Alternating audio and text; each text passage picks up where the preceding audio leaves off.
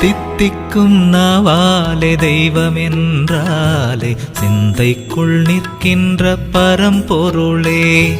தித்திக்கும் நாவாலே தெய்வம் என்றாலே சிந்தைக்குள் நிற்கின்ற பரம்பொருளே.